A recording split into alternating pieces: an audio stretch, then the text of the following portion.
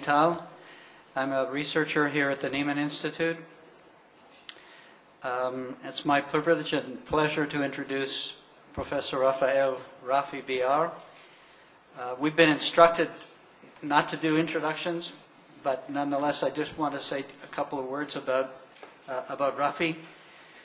Some people are scientists, some people are practitioners, some people are entrepreneurs, some people are managers and leaders.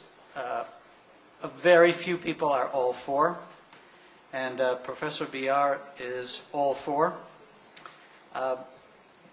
In addition to his distinguished research record, I'd just like to mention that he's a pioneer in the area of stents.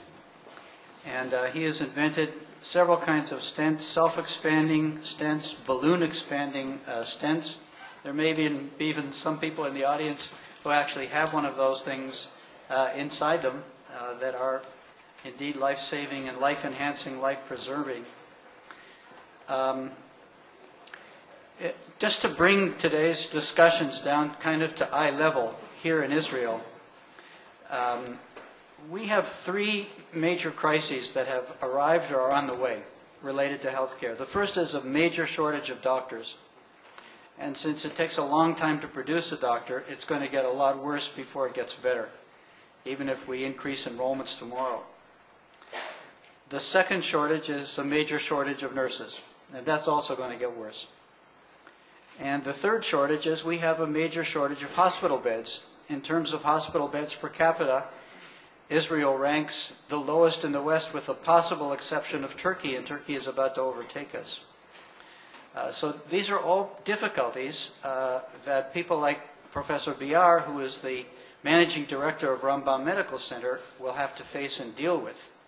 And it may be that we will turn to technology and new medical devices and systems as a possible solution, but the point I'd like to make is that this is not just an academic discussion. There is great urgency in solving some of these crises and shortages in our healthcare system. So Professor Beyar is going to talk about, it's a new day for health products, system, and services. In and between Israel and the world, we must be ready and responsive. Professor Beyar. Thank you very much, Shlomo, and thank you all. And I certainly didn't invent the topic of my lecture. And I'll try to make something out of it. But I will share with you, in fact, through the window of what happens in Israel and mainly in the world, and through some examples in interventional cardiology, how this field interacts with the field of medicine. I'm not going to talk about the economical situation of healthcare in Israel, which is bad. I agree with you. I mean, there's too much slashing down of budgets by the Ministry of Finance, and not enough social sensitivity in the last days, and which actually caused the health expenses in Israel to go down for the last 2 years in opposite to other countries, which actually they go up, they should go up, and that's a major concern for everybody. But that's not the topic of my talk.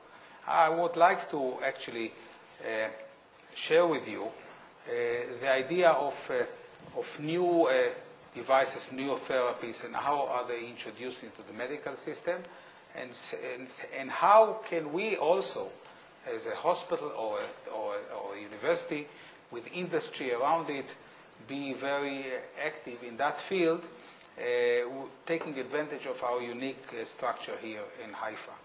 And we know that, we talked just recently about information technology, but technology in general have really revolutionized medicine in the last decades. And the best examples come from interventional cardiology, but not only that, but I'll share with you. It will continue to be the leading engine in healthcare for the next years to come and decades to come. There is no question about that. We see the explosion of new technologies in the world, and in spite of the financial burden on introducing all of them, it will for sure continue to be a major thing. In Israel, our major source is brain power. That's for sure. Actually,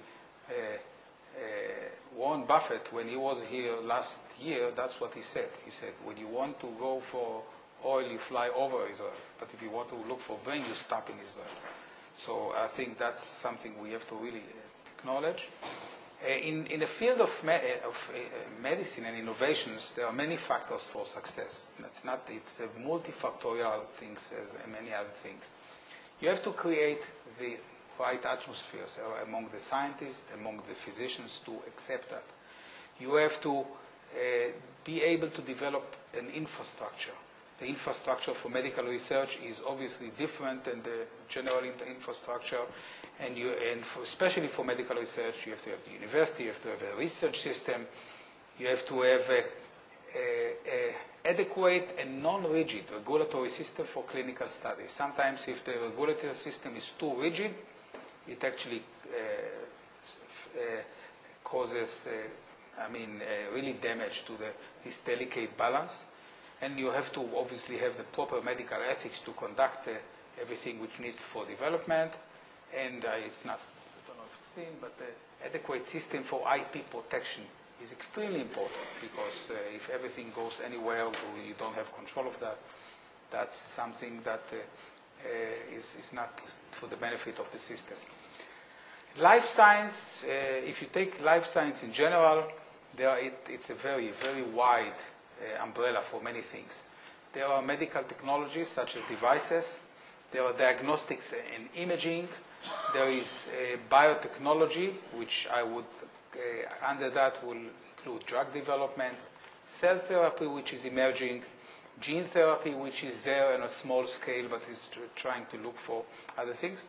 And there is combined biomedical technology, devices and biotechnology things together. We'll touch about that shortly.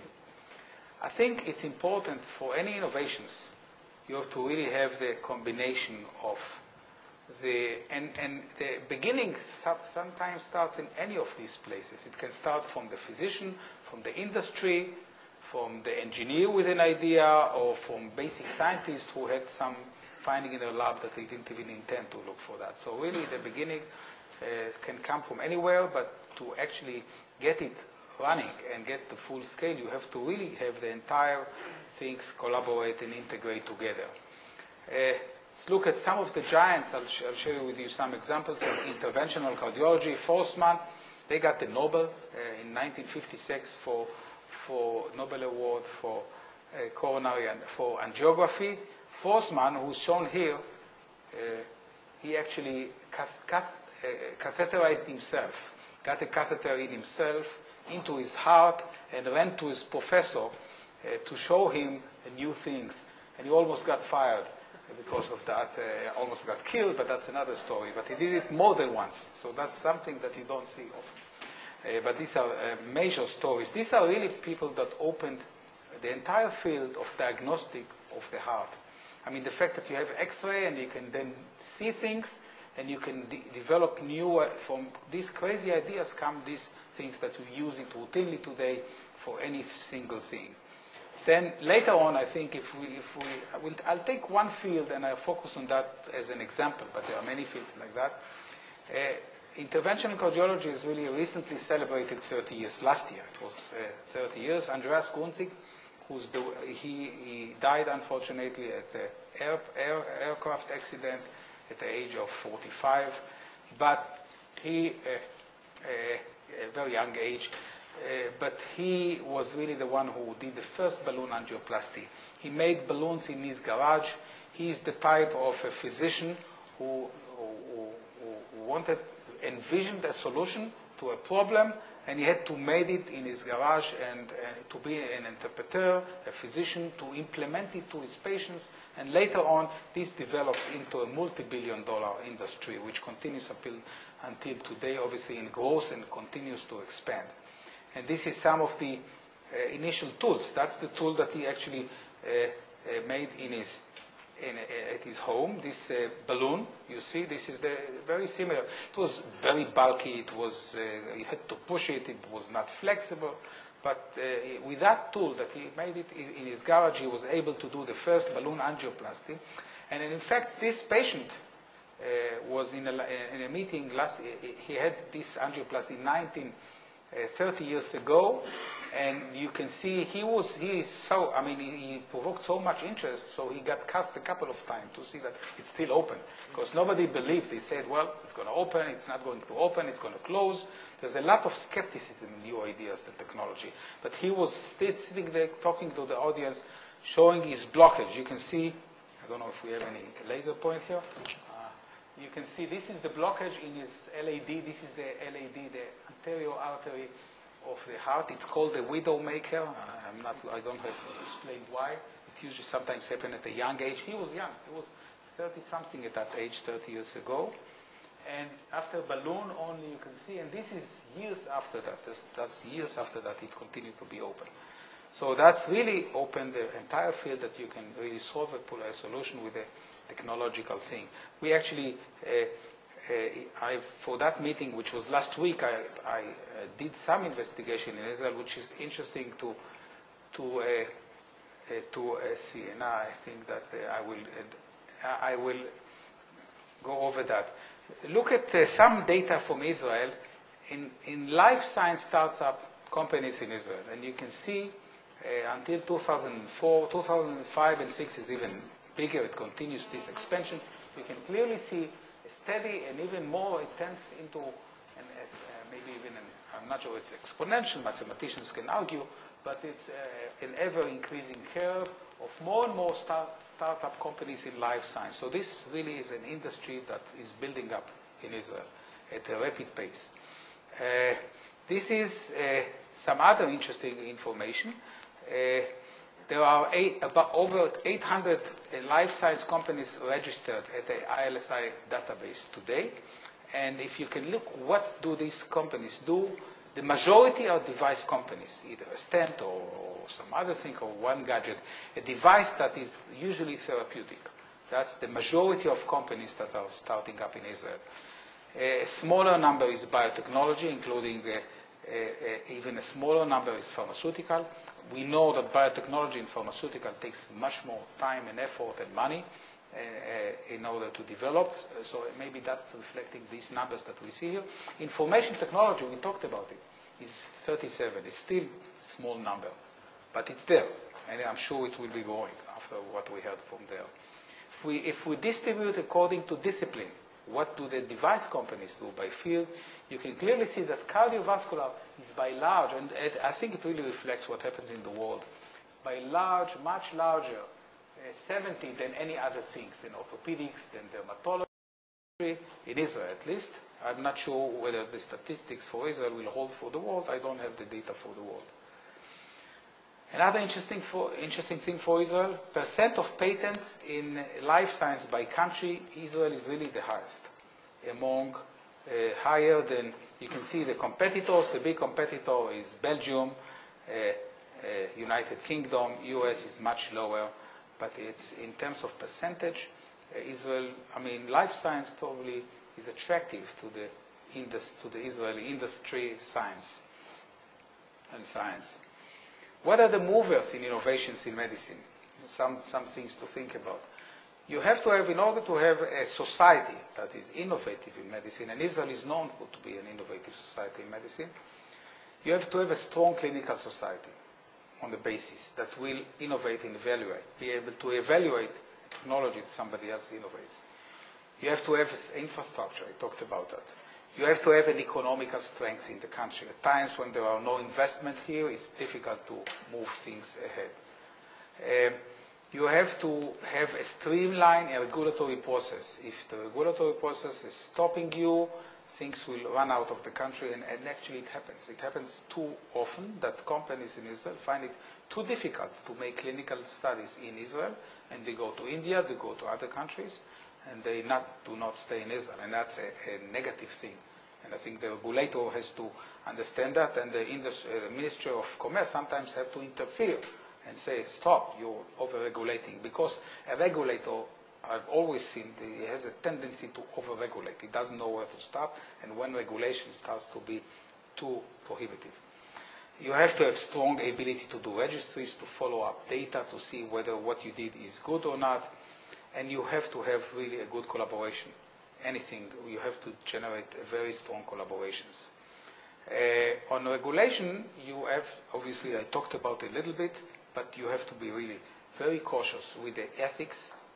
Medical industry is much more difficult to develop than other things. You have to consider ethics, you have to consider conflict of interest with the patients. All of that have to be for the sake of protecting our patients, but not at the price of depriving them from their own future. The FDA have been really accused of overprotecting the patients and depriving them from the future technology. Don't be overprotective. If we look at where do the new developments come from, and there's no statistic here, but it can come, as I said, from a university. It can come from a hospital with a clinical need. It can come within a company that come with an idea. Let's do that on that. I mean, the companies have their own development teams, and sometimes it comes from a consortium or incubator, from some kind of something targeted. We were really all proud to have the Nobel Award here to Hershko and Johannover, but as you know, this is a major biotechnology finding, basic science, but the fruits of that, the drugs, came 30 years later. In today's world, I don't know if the IP was not protected earlier and the Nobel would not have arrived. That would not be another thing. That's really the balance between when is it academic and when is it industrial. But you can see that major developments, this protein degradation system, the ubiquitin, led 30 years later only to the development of a drug against cancer based on that technology. I'll give you some examples of things that actually started from here, from Technion. You're probably aware of many of them, but I'll go scan very quickly. The electromagnetic navigation system for the heart that Professor Ben Chaim, who used to be a professor at the Technion, developed, which is now a standard tool for all the world for electrophysiology. It really has been a major scientific as well as economic success. Was sold to Johnson & Johnson for a large sum, and these are some of the early development. This is Dr. Lior Gepstein at that time. He was a PhD student of Ben Chaim, and Dr. Bulus, who's the electrophysiologist, the clinical guy who uses the system. And the system, as you can see, for those who don't know it, take the heart and then map the electrical propagation in colors over the heart, and you can really very accurately diagnose rhythm problems for the heart. This is some example of, with this technology today, you can really do very sophisticated interventions of creating ablation lines. Really, you can paint the heart, cut it in pieces, separate electrically portions of the heart from the other portions, and then very wisely interrupt arrhythmias, which are very common problems. So that's really the therapeutic goal of that tool. The therapeutic value of that was not only diagnosis. It could actually give the physician a therapeutic tool to treat electrophysiology-based disease. And today technology, you can take this electrical mapping and combine it with very sophisticated CT to do fusion technology. So you see you have one technology and then it fuses with the other technology, which is really what it looks today. We mentioned stents. This is one of the first implantation of stents that we did at Rambam. And some, I'll show you, this was also developed here in Israel, a company called Instant, a small company, developed a self-expanding coil stent, had a good clinical results, but did not succeed in terms of commercial value because people didn't like the coil design. It didn't give a nice angiographic appearance. On the other side, when another stent was developed, which is a balloon expandable stent, which a much more tighter ability to actually take the atherosclerosis to the wall, this was a major success, and this actually resulted in a very good product that was sold for many years. And this company was bought by Medtronic. We have a couple of other projects here at Technion. This is together with a nanotechnology group with Eyal Zoshman from nanofiber coated stents and some robotics for catheterization, some ideas that turned into companies here at the Technion. I consider a major breakthrough the development of the stem cell from Technion all over the world, really with Professor Itzkovich, the head of OBGYN at Rambam, the head of also the Stem Cell Center at the Technion, which really developed the first lines that are used all over the world today. Gebstein, after his PhD, took this technology of stem cells and was the first in the world to develop those stem cells into heart cells. Was able to take these heart cells and prove that they're really heart cells, that they function, that they integrate with each other, and then could show for the first time a therapeutic application of that. That means take this a little bit, a piece of these heart cells, and implant it into a pig heart, and you can then get a biologic pacemaker. I mean, these cells, 100 cells, continue to pace the heart. And so that's the first really clinical application. To get to patients, it's a long process, but at least this is a proof of concept that these cells that can replace dead tissue, at least they can do this job of stimulating the heart electrically and really showing. And you see, to show that, you had to use the technology that was developed here, this mapping system for electrical activation. Where does the electrical activity come from? It comes from here, when you implant these cells in this tiny little place here. So that's the biological pacemaker.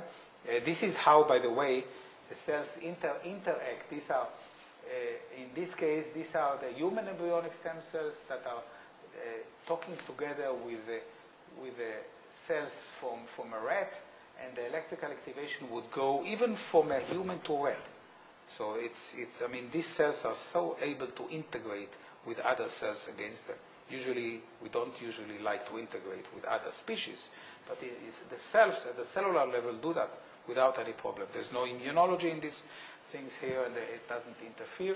And these are multi-electrodes that you can actually do a two-dimensional map on that. So that's the paper in Nature that showed this concept later on. Other technology that come from here, I will not go into details, are this tissue. These are examples of biotechnology. This is another company that went through the Technion incubator as well. Genetic engineering cells to modify electrical properties and be able to treat the heart. So I think I will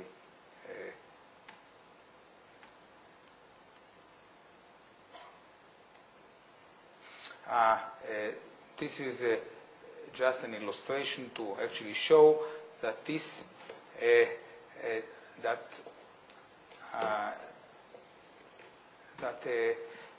these can be used very effectively to treat all kinds of rhythm disturbance. I will skip that, but these are the two-dimensional maps that you can get with this electrical phase array for that. I think you've heard Dr. Selectar earlier on. That's another example from companies out of the Technion in biopolymers and biomaterials that can go in many directions for the heart, for orthopedics, for bone growth. This is an example of these hydrogels that can be used, beautiful work of Dr. Selectar. That is in here, it is applied for bone healing, and it can also be applied for other applications. You heard about probably Professor Shoam, the robotic systems for screw insertions out of the Technion. These are all only things that reached a company stage out of Technion complex here. So these are, what I showed you is university-based ideas that reach the market. This is another example of collaboration. This is a collaboration with GE that we did at Rambam. There, it's very difficult to come if you need to generate a new imaging system. It is never one single investigator. It's always it's a major project, and you cannot do it without a very strong imaging company behind you. So this is a collaboration that we generated over many years with initially with Elsint, and later on continued with other, GE, Philips. And this particular with GE is the SPECT-CT, is the technology that enables to superimpose the perfusion images together with a CT scanner of the heart, and you can get this type of pictures. You can get full anatomy, and you do it in one exam, of the heart as well as the coronary arteries, as you can see here, with the blockage and everything. And on top of that, in colors, you get the perfusion defect. So you can really see if a blockage is really causing the problem or it's an insignificant problem. It's superimposing physiology on top of the anatomy and imaging. And this is just another patient that we did at Rambam. You see, these are very complex patients. Sometimes they have a couple of grafts. And in the grafts that the surgeons put them 10 years ago, you have a couple of stents that the cardiologist put it after that. And on top of that, he continues to suffer pain, and you don't know exactly what is really causing the perfusion defects. In these complex patients, the combined images are extremely helpful in decision analysis for what you need to do with the patients. These machines are extremely important. If you have a strong hospital at peace, it also helps you at times where you need it most. And this is an example. This is a picture of these missiles falling around Rambam and Faculty of Medicine. This time is in the sea, as you can see. In other times it was not far away on the other side. Luckily, nothing fell in the hospital itself in those 30 days of war last year. But we used the CT scanners extensively this year for trauma.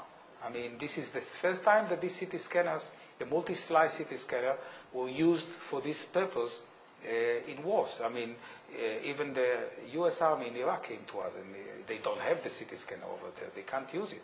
Here, every patient that got, in 5 minutes, you have a full description of either a problem to the bones or this is a bleeding neck artery from a shrapnel. With a CT scanner, in 5 minutes, you get all the information, broken bones, bleeding viscera. It's an amazing tool. I mean, our traumatologists don't move now without CT next to them, that you can roll the patient, get the imaging in a few minutes, and really the surgeon knows exactly what to do. He doesn't have to mess around half an hour in the operating room looking for what bleeds or what is broken. It's an extremely powerful tool. And it will become even more powerful. We're working together with Philips, for example, on generating systems for emergency. That will be very important. Some technologies back from the war, from the world. These are,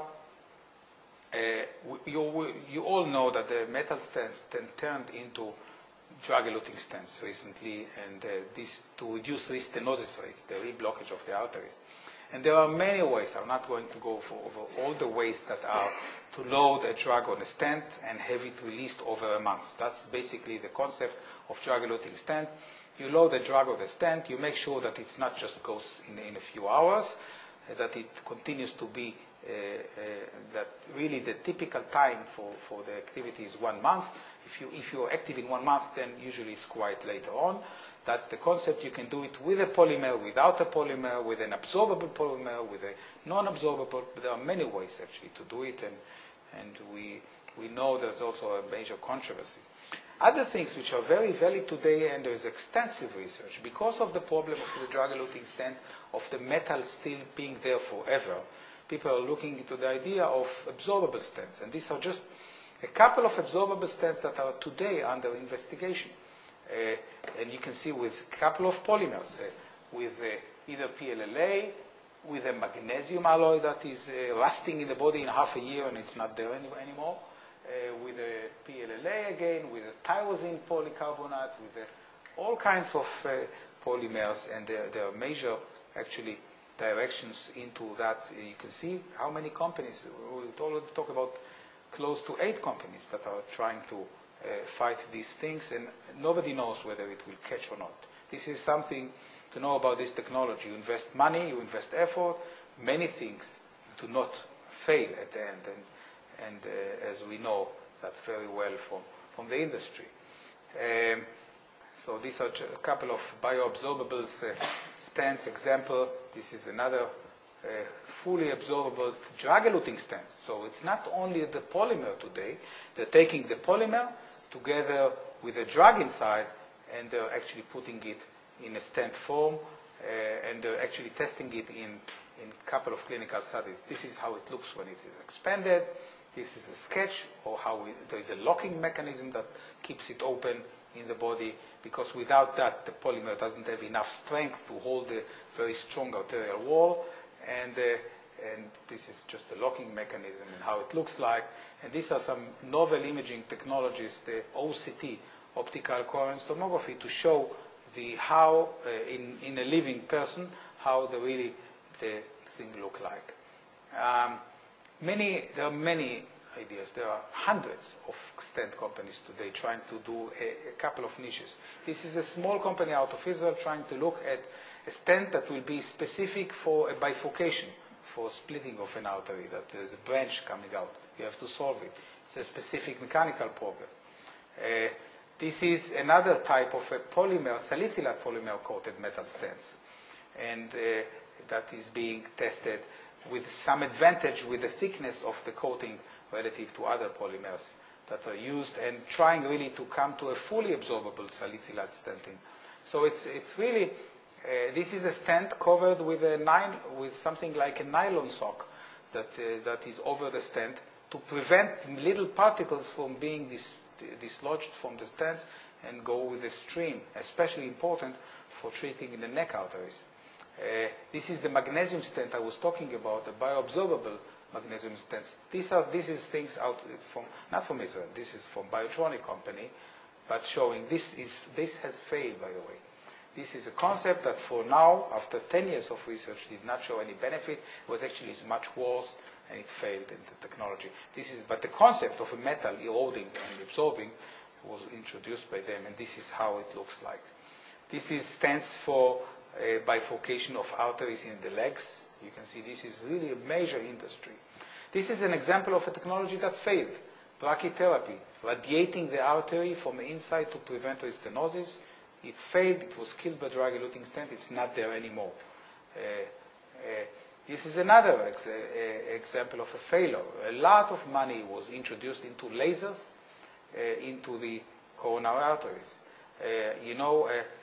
Laser, you'd never used, if you've never used a catheter like this before, you should use it. That's the companies, what you tell you. What happened is, and once you did, you should never use it again. I mean, that's some things about new technology.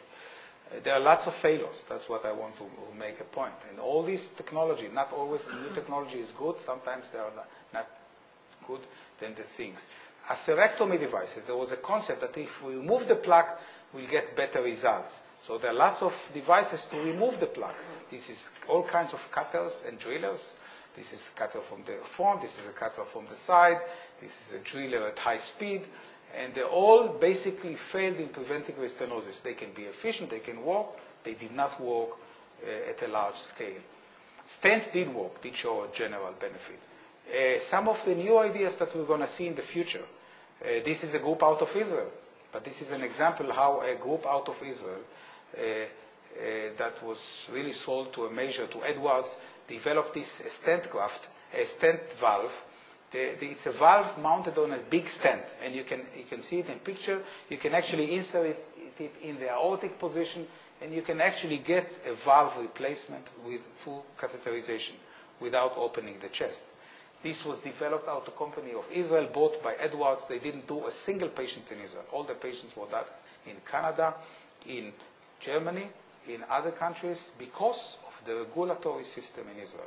And that's a bad thing for the regulatory system in Israel. Bad example. That's some example of these very innovative things. It's catching up. It's a very slow catch. The first patients went through a lot of complication. Any technology like that, at the initial phases, you should expect worse results when the technology matures. But these are some examples.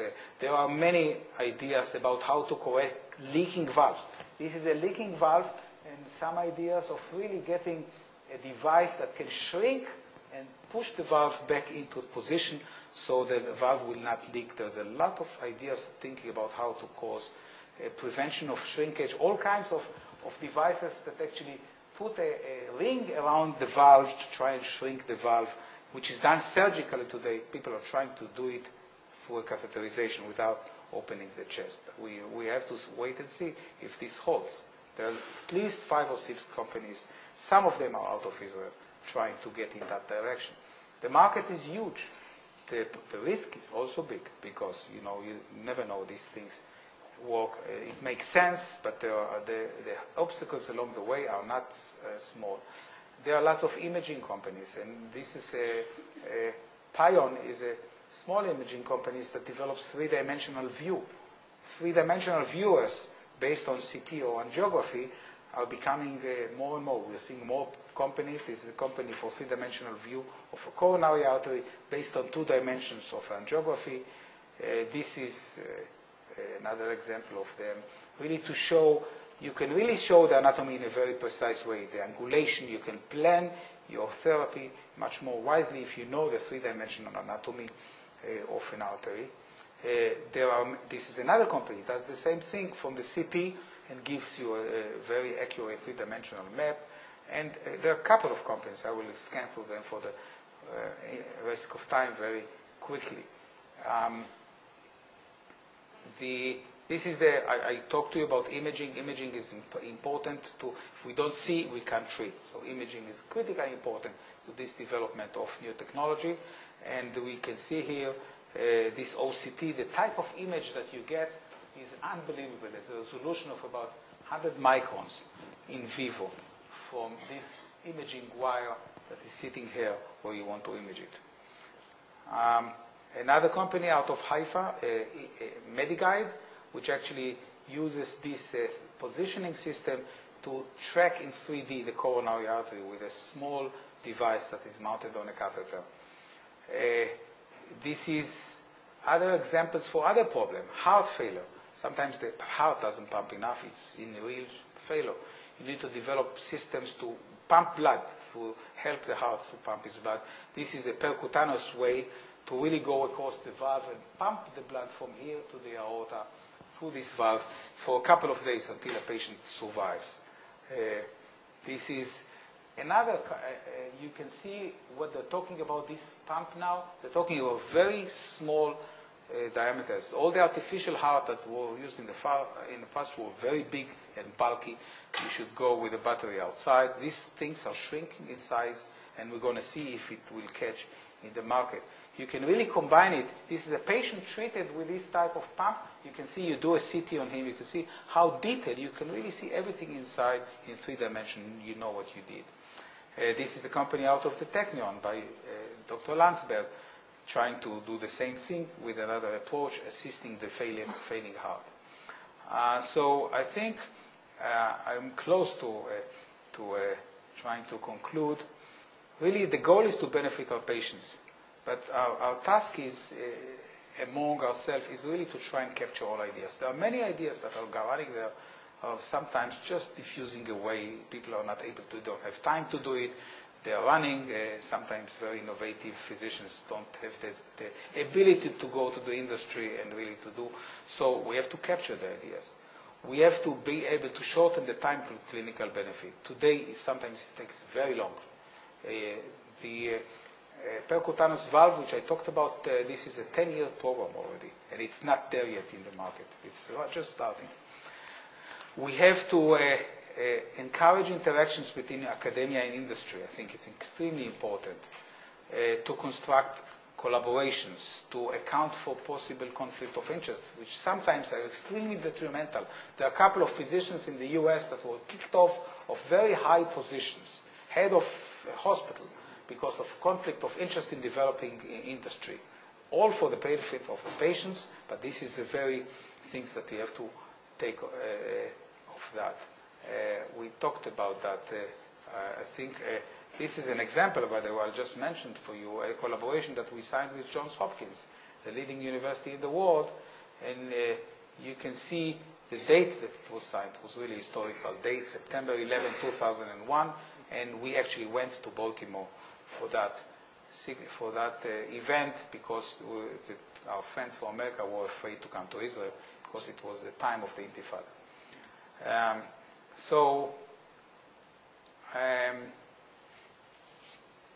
Ethics, as I mentioned, is extremely important. We have to really assure proper ethics and properly disclose any conflict of interest, at least at the level of a physician, scientist, or any level, even of the institution. Sometimes an institution can have a conflict of interest in promoting one technology. We have at the same time to enhance collaborations. We have to be able to account for translational research in academic promotions. That's something that we many times don't do in the academic system. Somebody does something applied, they say, well, that's not the type of basic research that we want here at the Technion or at Johns Hopkins or wherever it is. I've heard it in many universities. Bioethics, we are dealing with that. This is a seminar that we did a couple of years ago with the editor of New England Journal of Medicine about bioethics. So with this, we have a major complex. Moving ahead with medicine and development is a major thing to pursue, which we are going to pursue. This is it's still a relatively old plan of what we plan at Rambam to do. This is the Faculty of Medicine. This is the major hospital. We are building a whole new complex that will have a biomedical technology tower in there, in collaboration also with the Technion. So really, and the Rappaport Research Institute, really our concept is that we have to integrate physicians, engineers, and scientists together for actually promotion of healthcare. That's the concept that we have ahead of us. So I thank you for your attention. I'd like to ask the first question, if I might. So you've shown us some really fascinating technologies. You run a large medical center. I'm sure a lot of your time and energy and effort is invested in just operations, running the place at a high level. How do you motivate your people to invest time and effort in innovation? Well, it's very difficult. You have to have, not everybody is innovative. You have to make sure that those innovative are the ones who will make the time and effort. And those who are not innovative, do clinical work, are not going to be distracted from that and try to do something which they can't do in the right way. So it's really, you have to develop.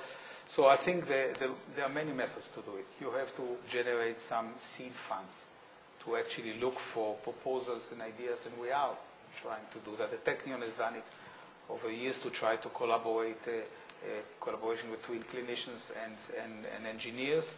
I think it is, first of all, you have to provide, and you have to be able to provide consultation to these people with idea. And once you create the atmosphere, once you see that also as a positive thing. You don't, many institutions, if you come with an idea to a director, say, well, don't waste your time, go and treat your patients, don't waste your money, or my money, and do that. So it really comes from what you're trying to do. Not every center should do it. We should understand. There are many small centers that should focus on what they do. But I do believe the major academic medical centers, and at least I took that approach, should be involved, think also about the future, not only how to best treat our patients today, is what going to happen in 5 years, in 10 years from now. And that's something which we're trying to do. The hour is late, but maybe one question. Would anyone like to ask a question, Professor Beyar? If not, Mike, would you like to come up and wrap up our discussions? And we'll thank Rafi Beyar for his talk. Thank you.